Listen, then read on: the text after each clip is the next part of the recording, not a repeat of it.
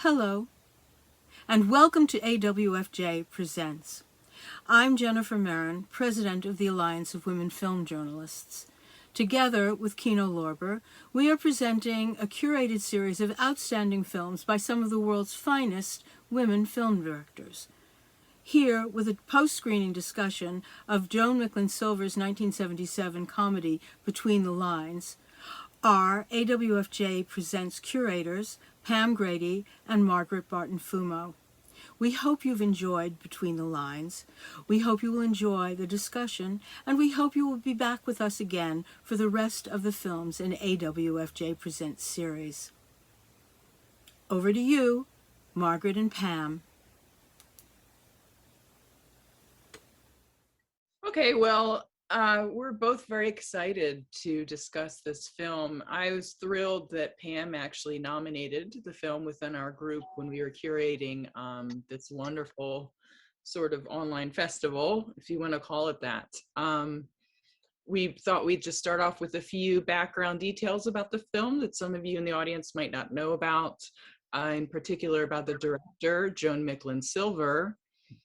She was born in Oklahoma, but spent most of her life in New York. She attended Sarah Lawrence College, and she actually married and had a few children before she started her career as a director.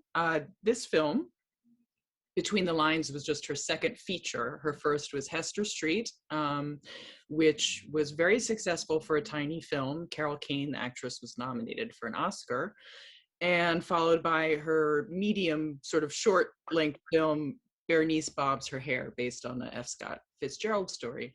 But in spite of the success of her first film, she did not receive really any big offers to produce or direct more films, but she was able to make Between the Lines with the help of her husband financially and as a co-producer. So anything you want to add to that, Pam, about the background? Yeah, one thing I discovered was that she actually did get meetings with the big studios after the Oscars, and they asked her what she wanted to make, and she'd already had the Between the Lines script. She had fallen in love with it, and she knew that she wanted that for her second feature, so she kept pitching it, and they kept throwing it back at her saying, what else do you want to do? And she didn't want to do anything else. So she and her husband decided to pour the profit they made from Hester Street back into her filmmaking. Mm-hmm. Yeah, if anything, throughout her career, she really had a strong direction and strong view of what she wanted to do. I know something that Pam and I both liked about this film is that, of course, it's very prescient. In the way that it shows the sort of corporate takeover of the small independent press, but at the same time, it's very much like an end of decade film that looks back a lot. There's so much talk about the good old days when the authors were more revolutionary and more active in the counterculture. One of the characters says about the good old days, we really shook things up, but we didn't change anything. But yet at the same time, the film is really ahead of its time in the situation that it's showing at the small press. Yeah, it is. It's funny when you watch it now in view of films that came after, it seems a precursor to both The Return of the Secaucus Seven, John Sayles' first feature, and also to The Big Chill, which Jeff Goldblum also starred in. But it does also, I mean, it speaks to our very moment of media consolidation and the loss of independent voices, which isn't just strictly newspapers now, it's also all media. I mean, look at how much, Disney owns. And it just keeps crowding out those smaller voices. Yeah. I just remembered that even in this film in 1977, there's a little quip where the editor everyone laughs out loud at the film critic's suggestion that he go to Cannes to cover the Cannes Film Festival. They're like, yeah, right. Yeah. Right. So yeah, the cast, I mean, it's just glaring. It's such an amazing ensemble cast. Looking at it from today's perspective are really blown away. I just wrote down to emphasize all of the people that it was the feature debut of Joe Morton, John Hurd, Raymond J. Barry, Mary Lou Henner, and Jill Eikenberry. And just about most of the other actors, it was a very early film for them as well. So it was really special group of people acting in it. Yeah, and she loved it. She loved the large ensemble nature of it. She loved directing actors, and she would tell a story about when she took the cast to Boston and they were rehearsing at her hotel room, and she was rehearsing them every day. And finally, a producer took her aside and said, "You can't rehearse them on Sunday. Union rules. You cannot rehearse them on Sunday." So at Saturday's rehearsal, she told them, "You all have the day off tomorrow. By union rules, I can't rehearse you. Oh, but if you want to come by, I'll have coffee." And every single cast member showed up to rehearse on Sunday. Mm. Yeah, you can really sense that camaraderie just watching the film. I personally, and I'm sure a lot of people are just really touched by Joan Micklin Silver's work with the actor John Hurd. I think he's just a wonderful, very vulnerable actor who went on to play a lot of great roles, specifically Cutter's Way, but he also worked again with Micklin Silver and her husband in 2 subsequent films. And I don't know, I just think it was worth highlighting that this is a nice performance from him. Yeah, and I found one review where it said he was 31, but in many scenes he looks 18. And he does have that puppy energy in this, where he's just, and maybe it was also because it was his first film that the enthusiasm for having that first break is just bubbling out all over him. And mixed with a pessimism that he kind of holds on to, obviously, for the rest of his career too. That might be a good segue to talk about just the wonderfully nuanced depictions of the relationships between men and women in this film. Interesting how the men are all shown to be these tortured artists, very sensitive men, hypochondriac, kind of sad sack brats, and the women are more very efficient workers. They're more curious rather than self-centered as opposed to the men. And they're just not as blatantly in your face about their ambition, because it wasn't really open to them as much as the men at the time. Yeah, and also women, they were not, I mean, you can tell that at least with most of those characters, that they were raised to be the center of the universe. And even though they're just working at this tiny underground newspaper, they are still convinced that they are the center of the universe. Mm-hmm. Whereas the women have been raised much more pragmatically to go, no. Mm-hmm. Yeah, especially that character of Michael, who is just disgusting. Yeah. All ego, all what do they call it in Westerns? All hat, no cattle. I mean, that's we hear about his novel and it's being published, but is anyone convinced that it's going to be a good novel? I mean, no. I mean, what did he said? It's a book about the death of the counterculture. Yeah, very serious.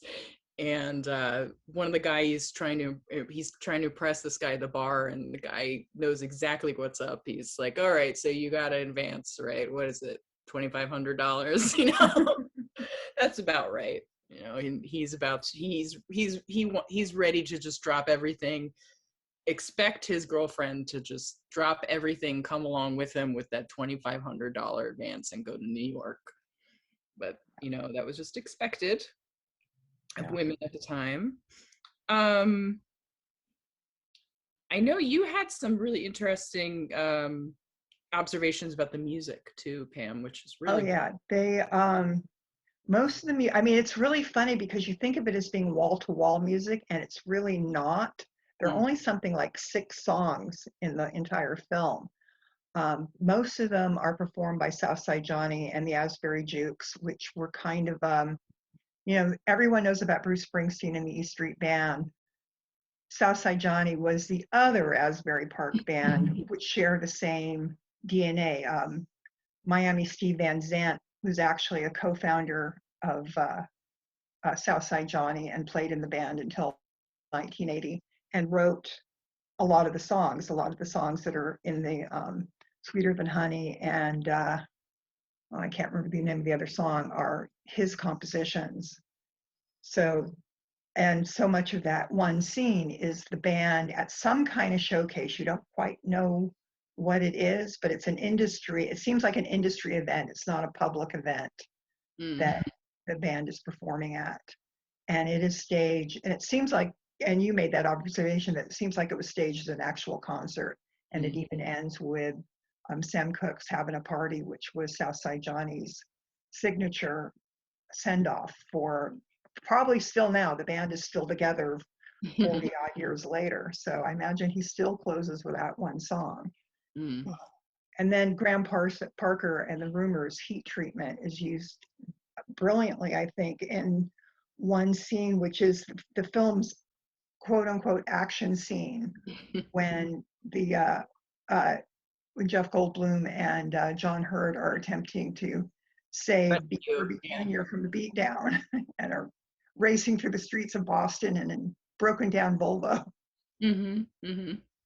Yeah, the live music creates, like, it just adds to this milieu, which is just perfect and so believable. Yeah, it's like they had this concert and sort of dropped the actors in it and then worked from there. And then the music on the soundtrack is just used very well, and sometimes in a sneaky way, like the little tiny clip of the melody of the Beatles' Blackbird song that she sneaks in, probably a short enough track to not have to pay any royalties.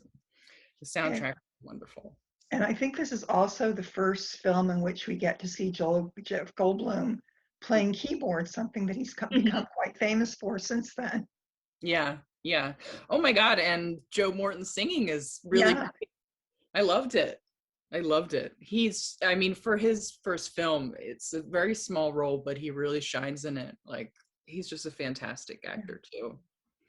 I guess it'd be good to finish off just to talk about the anticlimactic ending of the film, which Micklin Silver is kind of done a lot, and which I absolutely love.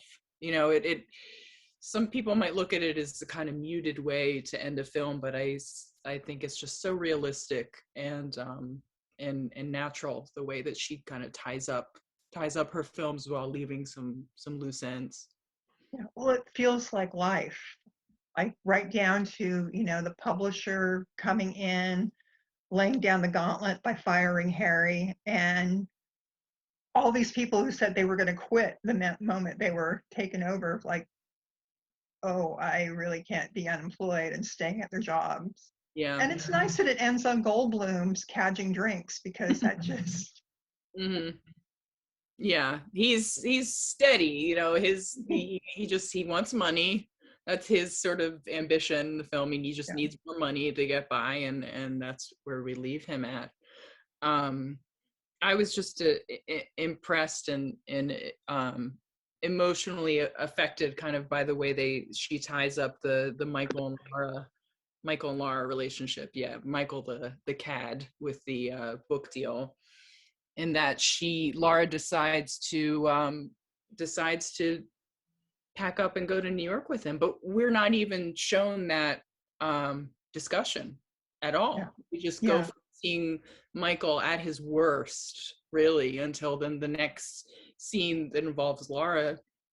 She's decided to move with him, and she's obviously very conflicted about it, and it's really sad, but it's realistic. It's very realistic, and I like that she doesn't give. It's like we get to see Harry's charm. We get to see the charm even of the accountant. We see his, he's a jerk, but there's something really human and charming about him. But Michael is a manipulative gaslighter, and she doesn't even Yeah, try to worse. soften that image. He's just a jerk. Like we said before, just the fact that he can't even feed his own dog. Yeah. You know, he expects her to feed his dog. He's that pathetic. Yeah, so that's one of my favorite things about Micklin Silver, that she can kind of sometimes focus on these flawed male characters, but they're within this group ensemble that are involved. Like they're often reacting to these really fascinating, interesting women too. Yeah. And I like that the strongest character in the movie is really Lindsay Crouse's photographer, Abby. She is the one person who I think of all of them who you can imagine 10, 15 years down the road as this enormous success, because she's the only one that's really got her eyes on what's important to her and understands it. She's got her head on straight for sure. Exactly. All right. Well, I also just want to encourage the audience to seek out Joan Micklin Silver's other films. She unfortunately passed away not too long ago, and she made other films like Crossing Delancey, Chilly Scenes of Winter, Hester Street, her first film. Just so many great movies that deserve another look.